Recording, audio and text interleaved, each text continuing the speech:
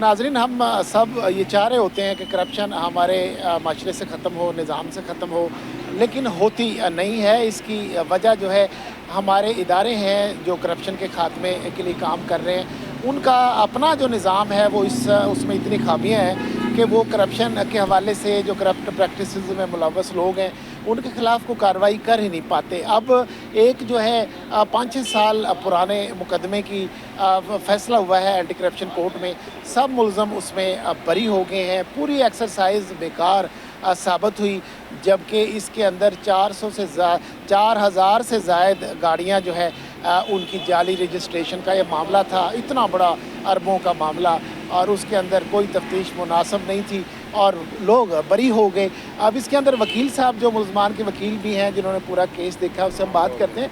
अच्छा सर, ये बताएं, अरबों रुपए की गाड़ियाँ, उनकी जाली रजिस्ट्रेशन, और फिर उन्होंने वो गाड़ी मालकान को कार्ड का हिस्सा ही नहीं बनाया। सर, इसमें बस दरअसल ये है कि जो तफ्तीशी मुकदमात के तफ्तीशी एंटी करप्शन में होते हैं, इनके महकमे के तो कुछ पक्के मुलाजमीन तैनात होते हैं, वो तो इंडिपेंडेंटली तफ्तीश को डिलीजेंटली मेहनत से करते हैं। बाकी महकमों से डेपुटेशन पे कुछ 6 महीने, साल, 2 साल के लिए आता है, वो तफ्तीश मुकदमा करता है और उसके बाद वापस अपने पेरेंट डिपार्टमेंट में डेपुटेशन से वापस चला जाता है।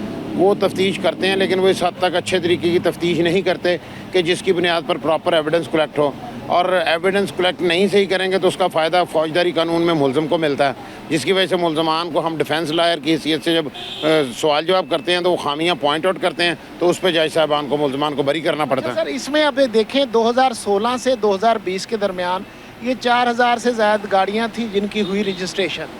अब उसका जो है उन्होंने जो अमला है एक्साइज डिपार्टमेंट का, अफसरान है, डायरेक्टर हैं, उनके खिलाफ तो केस बना दिया। जो गाड़ी मालकान है उनको टच ही नहीं किया, उनका रिकॉर्ड नहीं था। ये क्या उनको फ़ायदा पहुँचाया इन्होंने? यकीनी तौर पे फ़ायदा पहुँचाया, मुलज़म बरी हो गए। देखें ना जी, सबसे पहली चीज़ है कि जो गाड़ियाँ रजिस्टर्ड हुई, अगर गलत रजिस्टर्ड हुई हैं तो उसका डायरेक्ट बेनिफिशरी मुफाद कुनिंदा है जो गाड़ी का मालिक है। वो गाड़ी के मालिक को ना गवाह रखा है, ना मुलज़म रखा है, ना तफ्तीश में शामिल किया, ना उन गाड़ियों को पकड़ा, ना उन गाड़ियों का कोई रिकॉर्ड कब्जे में लिया। तो मुलज़मान को ये कहना कि आपने जो करप्शन करके गाड़ियाँ रजिस्टर कर दी, जिनके पास गाड़ियाँ जिनकी मिल्कियत में जो आज भी सड़कों पर वो चल रही हैं, उनके टोकन टैक्स भी लग रहे हैं, उनको बगैर पकड़े बाकी मुलज़मान को सज़ा कैसे दी जा सकती है? पिक एंड चूज़ तो फौजदारी कानून में नहीं होता। अच्छा, जब इतनी अरबों की करप्शन हो, 4-4 हज़ार गाड़ियाँ उनका मामला हो, बड़ी बड़ी गाड़ियाँ, महंगी गाड़ियाँ, और फिर ऐसे कुछ पकड़ा ना जाए, अफसरान भी मौज करते रहें, लोग भी मौज करते रहें, फिर ये करप्शन कैसे मुकेगी? सर, करप्शन देखें, करप्शन ख़त्म करने की ना आपकी ज़िम्मेदारी है ना मेरी है, लेकिन अखलाकी फ़र्ज़ ये है कि उस पर बात की जा सकती है कि करप्शन जो है उसको ख़त्म करने का तरीका है कि ग्रॉस रूट लेवल से इन्वेस्टिगेशन को प्रॉपर किया जाए और केस जो बनता है उसकी प्रॉपर एविडेंस कलेक्ट की जाए, प्रॉपर डॉक्यूमेंटेशन कब्जे में ली जाए, कानून का पता हो तफ्तीशी को कि कौन सा डॉक्यूमेंट कब्जे में लेना और उसको कैसे साबित करना है, फिर किसी को सज़ा होगी। बातों से मुकदमा बना के तो सज़ाएं नहीं हो सकती। अच्छा, अगर मुलज़मों के नज़र से इस मामले को देखा जाए तो वो 2016 से 20 तक का ये करप्शन का मामला था, फिर 20 में पर्चा हुआ, 2026 में केस बना, वो अदालतों में धक्के खाते रहे। वो कहते हैं हमारे साथ नाइंसाफ़ी हुई, हमें ख्वार किया गया, अदालतों के चक्कर लगाते रहे। अब जो करप्शन की बातें हैं, इदारा जो है वो कहाँ पे खड़ा है एंटी करप्शन का? सर देखें ना, वो तो अपनी जगह सही कहते हैं कि 2020 में मुकदमा बना, 6 साल उन्होंने तारीखें भुगती, महकमों की इंक्वायरियाँ भुगती, महकमों में मुअत्तल हुए, जेलों में गए, उसके बाद ट्रायल हुआ, सरकार बुरी तरह नाकाम रही मुकदमा साबित करने में, और हमने साबित किया कि इन्होंने जो मुकदमा बनाया मुलज़मान के ख़िलाफ़ डायरेक्ट ऐसी शाहिद ही कोई नहीं। वो कहते हैं जी लाखों अरबों के नुकसान हो गए, 1 रुपये की उन्होंने कैलकुलेशन करके नहीं दी कि किस तरह किस चीज़ का नुकसान हुआ। तमाम गाड़ियों की फ़ीसें जमा हुई, तमाम गाड़ियों के टोकन लग रहे हैं आज भी। अच्छा, ये सर बताएं कि अब अदालत में ये केस 20 से और 26 में इसका फैसला हुआ, अदालत का वक्त भी ज़ाया हुआ। अदालत के पास शवाहिद नहीं होंगे तो अदालत जो है इंसाफ कैसे करेगी, सज़ा कैसे देगी? वो बरी ही करेगी। अलबत्ता ये अदालत का वक्त ऐसे ज़ाया हुआ, और ऐसे और भी कितने केस हैं, बेशुमार केसेस हैं ऐसे जिनमें हम बतौर वकील समझते हैं कि मुकदमात की तफ्तीश दुरुस्त नहीं है, और हम उनको मुलज़मान के वकील हैं, अब हमने तो उनको डिफेंड करना है, और उन्हीं की मुकदमों में से खामियां निकाल के, तफ्तीशी अफसरान की खामियां निकाल के ही हमने बताना कि जनाब ये भी नहीं किया, इसमें ये नहीं किया।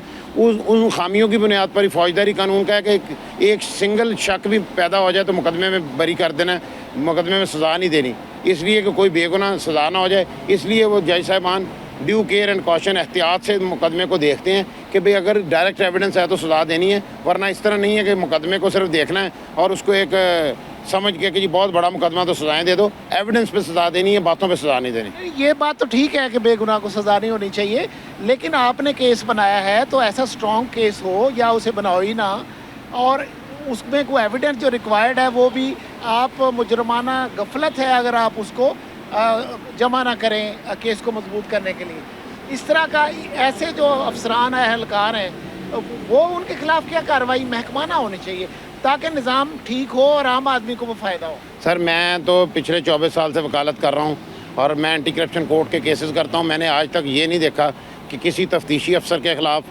नाकाफ़ी शवाहिद इकट्ठे करने की बुनियाद पर किसी ने इंक्वायरी की हो, कोई महकमाना कार्रवाई की हो। इसीलिए तो करप्शन का बुनियादी जो आंसर है कि करप्शन को ख़त्म करना है। अगर करप्शन को ख़त्म करना है तो करप्शन के केसेस में एविडेंस ही प्रॉपर कलेक्ट नहीं होगी और वो एलिजिबल बंदा अगर नहीं है, उस तफ्तीश का अहल नहीं है, उस मुकदमे की हद तक, उस टेक्निकल तफ्तीश की हद तक वो उस चीज़ का एक्सपर्ट ही नहीं जिस महकमे का वो फ्रॉड है, तो वो तफ्तीश आम पुलिस वाला करेगा। उसको क्या पता कि गाड़ी रजिस्टर कैसे होती है, उसको क्या पता इसकी कस्टम ड्यूटी कैसे पे जमा होती है, उसको क्या पता ये गाड़ी के लिए रिक्वायरमेंट्स क्या हैं, वो तफ्तीश क्या करेगा। तो जब तक ये तफ्तीशी अफसरान प्रॉपर एविडेंस कलेक्ट नहीं करेंगे, प्रॉपर इन मैनेजमेंट नहीं करेंगे और इन पे चेक एंड बैलेंस नहीं होगा इनके डिपार्टमेंट की तरफ से, ये ऐसे ही मुकदमा चलते रहेंगे, ऐसे ही हम डिफेंड करते रहेंगे और केसेस बरी होते रहेंगे। अच्छा ये बताएं, जो सरकारी वकील है, प्रोसिक्यूटर एंटी करप्शन का हो या किसी भी महकमे का करप्शन का जो केस है, उसकी जिम्मेदारियाँ क्या हैं? सर जो सरकारी वकील जिस वक्त ये चलान आता है, इसका बेसिक तरीका है कि प्रोसिक्यूशन डिपार्टमेंट हुकूमत पंजाब प्रोसिक्यूटर जनरल के अंडर काम करती है। वो प्रोसिक्यूटर जनरल पंजाब ने हर कोर्ट के अंदर डिप्यूट किए हुए हैं, अपॉइंट किए हुए हैं, पोस्टिंग की हुई है उन सरकारी वकला साहिबान की। वो सरकारी वकला साहिबान वो देखते हैं कि जब चलान आता है उन्होंने देखना है एविडेंस सफिशेंट है तो उस चलान को फॉरवर्ड करना है कोर्ट के लिए कि जी सफिशेंट मटीरियल है कि मुल्ज़मान को सज़ा हो सकती है। अब जिस सरकारी वकील ने ये चलान पास करना है, अगर वो भी इस तरह का एलिजिबल नहीं है, जिसने चलान पास किया एविडेंस डेफिशिएंट थी, कम थी, तो उसने चलान पास कर दिया। अब गलती वहाँ से ही शुरू होगी। तफ्तीशी ने गलत काम किया, फिर सरकारी वकील ने भी चलान पास कर दिया और फिर आगे डिफेंस कौंसिल आ गया, मुल्ज़मान जज साहबान फर्द जुर्म के वक्त कहते हैं कि जी आपने ये जुर्म किया, हम इनकार करते हैं, मुल्ज़म हमारी तरफ से इनकार करते हैं कि जी हमने ये जुर्म नहीं किया, तो जज कहता है जी साबित करें, वो साबित करने में नाकाम रहते हैं। अच्छा, एंटी करप्शन के केस जो हैं उनमें आपने जितने भी अब तक लड़े हैं, कितनों में सज़ा होती देखी? सर मेरे तो ऑलमोस्ट अल्लाह का शुक्र है, मैंने तो जितने भी ट्रायल किए हैं मेरे तो ऑलमोस्ट किसी केस में सज़ा अभी तक नहीं हुई।